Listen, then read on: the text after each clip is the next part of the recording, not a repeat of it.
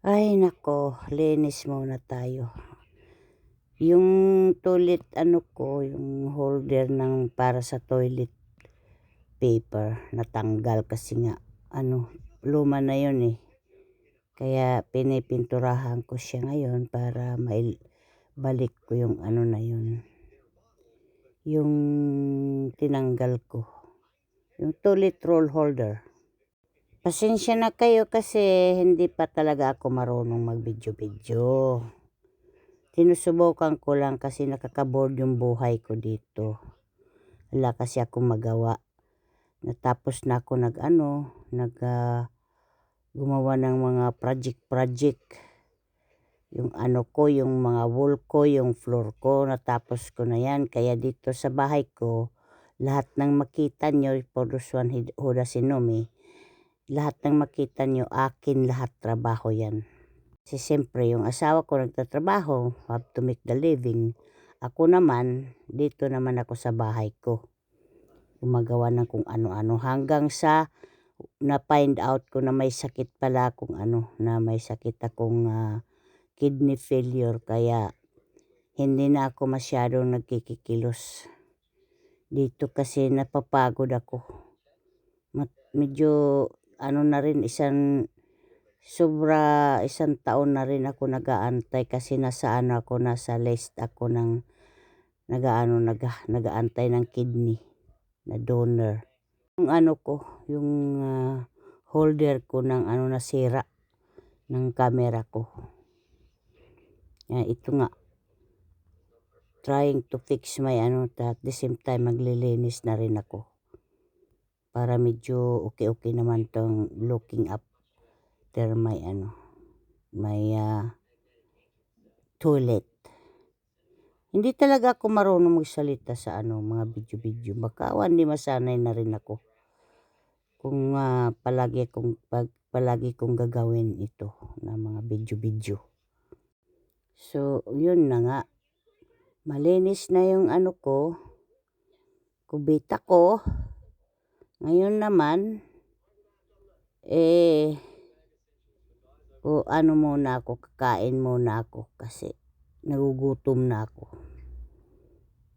Kaya, ito, inaayos-ayos ko pa yung yung video kasi nga, hindi pa nga ako marunong gumamit yan. Baka mga bigyan mabago ako matigbak. Sana matuto na ako dito.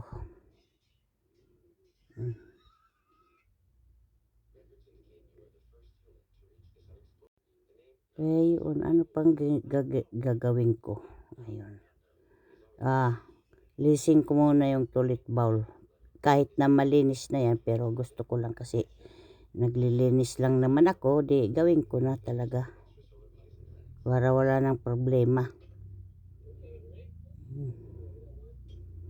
Parang wala nang problema si Priscilla mamaya. Malinis na yan, kaso lang gusto kong isin uli. Mas malinis pa nga yata yung kubita ko kaysa yung kitchen ko eh. Kasi ito palagi ko itong binibleach dito.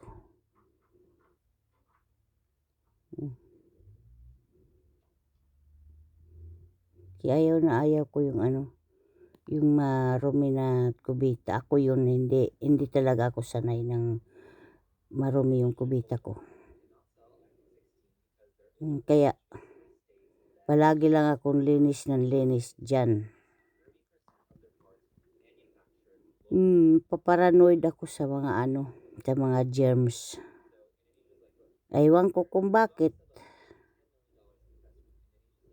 Hindi ko alam. Kinuha ko na yung yung sira kong damit yung ginagawa ko ng ng rag. Pampunas. Kasi God, inaantok ako. Ito.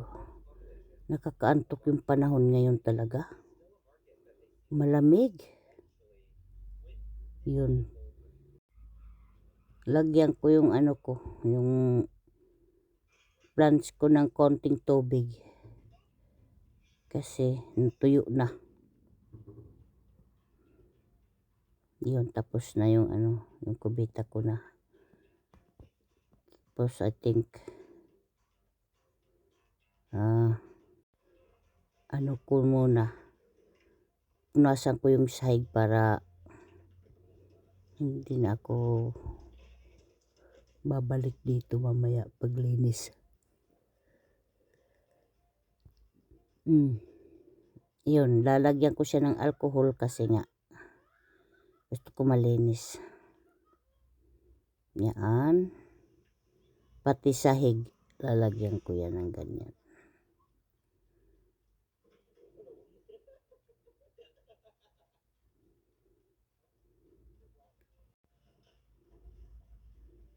Yan.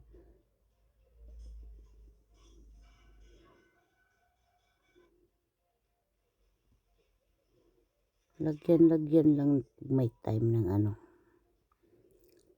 mga disinfectant para safe tayo sa kapasamaan.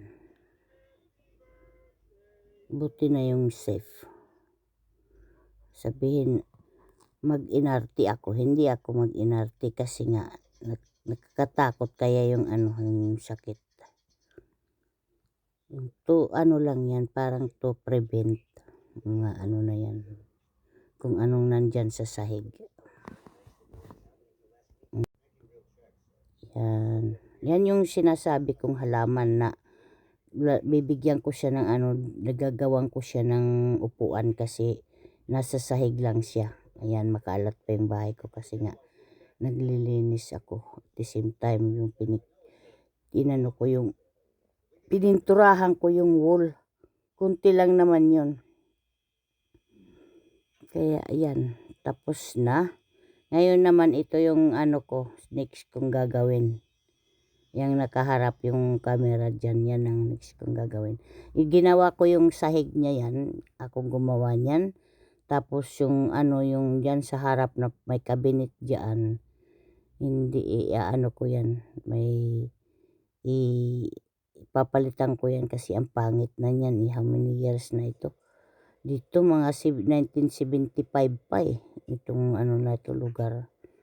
Ito kasi itong lugar na ito, nung bago ako sa Australia, sabi ko yan talagang pangarap kong bahay na lahat gusto ko dito, yung pati yung arrangement, pati yung kung nasaan mga kwarto. Sabi ko magkakaroon din ako ng bahay na ganyan one day. Yun na nga. Yung babae na nakatira dito, yung matandang babae na siya na nabulag siya, tapos overtime na na rin siya, nawala sa mundo. Tapos tinake over naman ng ng pamilya nitong ko, asawa ko. Tapos bininta rin nila sa amin ito. Walang mga sabihin na may discount o wala, kasi ganyan ang mga puti, walang mga door discount yan sa kanila. Kung yung price sa market, yun din ang binayaran namin. Kaya ganun. Yan, kakain na yung ko. Ang pagkain niya yan, puro yung gulay. Gulay yan. Kasi nga, hindi ko yan sa pinapakain ng mga ng mga matataba. Bigyan sa bread, sa cheese, sa kung ano-ano nilalagay niya sa niya, sa bread niya. Sabi ko tumigil-tigil ka muna kasi nga mayroon siyang sakit. Yung sakit niya yan, alam mo yung nakamatay kay Isabel Granada ba yan? Yan yung aneurysm. Pero yung aneurysm niya, kasi matagal ko na to siyang ginagawa ng mga mga prutas, mga ganyan, drink na ampalaya at saka celery. Yan ang iniinom niya talaga every morning. Tapos ang kinakain niya yan yung mga salad-salad. Yan ang niya talaga. Ang kaso lang, yung mga salad-salad niya, dami naman yang nilalagay na mga na mga nuts. Kaya mataas din ang kolesterol niya. Matigas ang ulo nito. Hindi man nakikinig. Mm. Kung hindi ko yan inano siya, ay Diyos ko, matagal na yan wala kasi nga yung sakit niya. Marami kasing tao na hindi naniniwala sa sinasabi ko, yung parang, "Oh, yeah, anong alam niyan? Wala naman yan." Oh, sige lang, walang problema naman, basta ako sinishare ko lang kung ano yung nakabuti sa kanya. Kasi yung aneurysm niya nag-block, yung parang hindi na wala nang paano ko ba yan i-explain, kasi yun ang sabi ng specialist na nawala na daw yung aneurysm niya. Tapos naisip ko nga palagi ko yan siyang binagyan ng mga gulay, mga yun nga yung drink na lang, plain lang, ampalaya at saka ito, celery. Yan lang talaga dinu-juice ko yan. Walang tubig yung juice lang talaga. Tapos yan ang iniinom niya every morning. Pati yung mga salad niya, yan every morning din yan. Pero ang kaso lang dito, pag umano siya, pag kumain, ayan na, na siya, patakas na siya ng mga cheese, mga kung ano-ano. Parang ayaw yata itong ayaw Kasi nagagalit siya sa akin pag sinasabihan ko na mag-control ka sa pagkain, kasi nga umano na talaga siya. How many kilo you have put on weight? Rendon? Yeah. I don't know, 3 or 4. No, since you stop working. Yeah, 3 or 4. What kilo are you now? No idea. No, come on. I don't know. I think he was like 85, now he's 90 something. 95? No, I don't think so. No, but anyway, you're on 90 now. Kasi lumalaki talaga siya, yung parang yung likod niya para ng kagaya ng likod ko. Oo, yung likod ko kasi nga mataba ako. Hindi naman ganun kataba talaga. Parang humahabol na yung likod niya sa likod ko. Ako naman, hindi naman ako palakain. Kaso lang kailangan ko talaga yung mag-exercise nga, kasi nga yun ang sa akin ng mga doktor. Pero nangihina kasi ako palagi, at saka yung yung muscle ko sa legs parang nagka-cramps. Mahirap pala talaga yung itong sakit na ito. Ay, kain lang muna ako dyan, kain. Mamaya gagawa-gawa ako uli ng konti, tapos pahinga-hinga muna ako, kasi nga hindi ko kayang yung hindi ako magpahinga na hinihingal ako. At saka yun na nga na masakit katawan ko, kasi marami akong sakit. Meron akong diabetic, meron akong lupus, meron akong yun nga, yung the biggest one is I got kidney failure. Yun talaga. Pero okay lang yan, wala tayong magagawa, ganun talaga ang tao, overtime magkakasakit tayo. Yan na lang ang isap to, yun na lang kung papaano mo siyang i-handle. Kasi ako, hinahandle ko siya ng the best way I can handle. Tapos, kailangan pa talaga itong nagtatrabaho talaga ako kahit may sakit na ako. Sabihin naman niya dito, huwag ka magtrabaho kasi alam mo naman may sakit, sinong gagawa niyan? Wala namang gagawa kundi ako lang.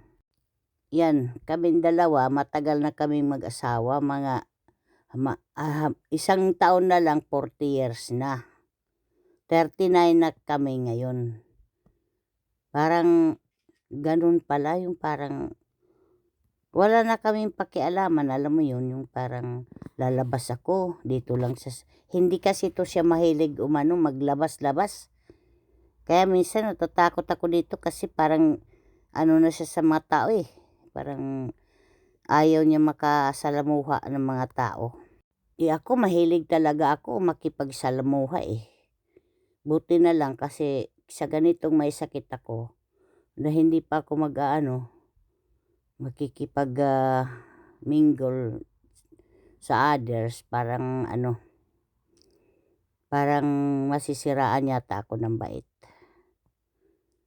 So, yun na nga na ano ako na nalaman ko na ano na mayroon ako nung nagga-garden ako, no, mayroon akong sakit na ganito.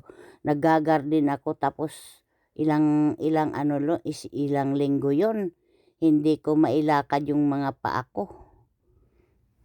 Sobrang sakit. Tapos yun na nga, pumunta ko ng ano, sinabi nila na mayroon daw akong ano, kidney failure. Kaya yun. Tapos sinubukan ko talaga na ano, sinubukan ko na hindi na ba nag-father, kaso nga lang hindi ko napigilan kasi nga meron akong lupus. Kasi meron pa akong 20 no na function 20 hanggang sa nag-deteriorate very quickly. Yun na nga natakot na yung mga doktor, sabi magpaano na daw ako, magpa-dialysis. So wala na akong choice kundi magpa-dialysis. Kasi ganun din naman ang idadatnan ko pa-dialysis. Kaya mayroon akong dialysis, peritoneal dialysis sa tiyan. Hindi yung sa braso na anong tawag dyan. Yung basta yung yung nakakatakot na parang lalagay sa braso mo, ano tawag dyan, na dialysis na yan. Ayoko nga yan kasi parang masakit daw yan eh. Overtime nakalalagay mo ng ng needles sa dyan nga sa na yan, sa braso mo, kung nasaan yung access to sa mo, sa katawan mo. Overtime daw yan, masakit. Kasi marami akong nakausap sa hospital na may mga ganun ang nila, ang dialysis. Nasa dugo na yung tatanggalin yung dugo nila tapos babalik sa katawan, kaya para silang mga zombie eh. Ako hindi, sa tiyan lang sa akin, pero itong sa tiyan hindi rin nagtatagal yan, mga 2 years yata o 5 years, hindi ko alam, basta hindi yan nagtatagal. Kailangan ko magkaroon ng ng donor bago ko umabot that time, kasi parang hindi yata yung membrane ng katawan mo, yung tiyan ko, hindi magwo-work, parang ninipis yata. Ewan ko, basta yun ang sinabi sa akin. Hindi ko masyado naintindihan yun. Kasi alam mo naman yung mga term, mga doctors, mga words, hindi ko talaga magets yan sila. Pati mga sulat nga nila, hindi ko rin magets eh. Mahirap. Kaya yan. Sobra talaga ang haba nitong video na to ginawa ko. 40 minutes to eh. Baka puputulin ko lang muna ito. Tapos yung the rest, tsaka na lang kasi parang nabobod naman ako dito. Pag nabod ako, how much yung ibang tao hindi mabobod din. Diba? Hindi ako nga, sarili kong video nabod ako eh. Parang pabalik-balik naman lang to. Pabalik-balik na lang yata to eh. Yan. Kasi yan ang gagawin ko pagka sinipag ako. Yan, lahat yan, gawa ko yan lahat. Dati, Diyos ko, ang pangit-pangit talaga nitong place na to nung tinake over namin. Kasi nga ako lang nagpupunta dito most of the time kasi may trabaho siya eh. Kaya ako palaging dala. Pag uuwi ko, yung una kong bahay, yung bago ko na nabili, uuwi ako doon sa luma namin bahay. Tapos wala akong dala pero pagod na pagod ako. kinabukasan naman, ayan, magdadala na naman ako ng mga gamit doon papunta rito. Araw-araw yun na ginagawa ko talaga hanggang sa natapos na ano namin 'to, binili namin 'tong place na 'to 2,000 sa parents niya. Tapos yung yung year na rin yun doon namatay yung tatay niya sa year na yan. Meron pala siyang cancer. Kaya yun, tapos sa paglipat nila meron yan silang malaking bahay dito lang din malapit sa amin at saka ito. Kaya nung nakalipat siya, hindi na siya nakatulog sa sa bago nilang bahay, nagdiretso na siya, naupo lang yata doon sa bahay nila tapos natumba. Tapos yun na yun, dinala na siya sa hospital yun parang hindi na daw kaya binalik sa bahay at doon na lang siya naghantay ng niya, yung the end of his life. Ganun pala talaga. Kaya wala tayong magagawa pagka ganyan ng yung kumapit sa atin, wala na talaga. Maghintay na lang tayo, parang ako ngayon. Kaya